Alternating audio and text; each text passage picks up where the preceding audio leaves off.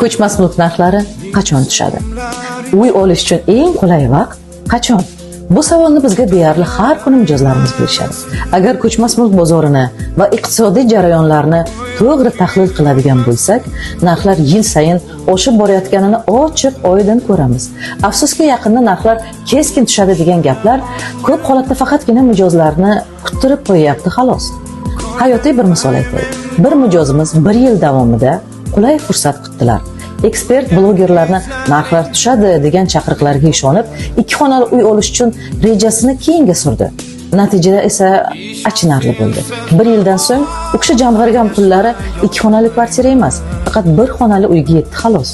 Bunday holatlar yagona emas. Biz bunday misollarni ko'plab keltira olamiz. Xulosa oddiy.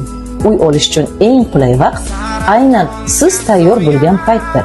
Chunki bozor ertaga qanday o'zgarishini hech kim aniq ayta olmaydi. Lekin bugungi narx ertangisidan arzon bo'lishi ehtimoli juda ham katta. Kutaman deb imkoniyatni qo'ldan boy bermang.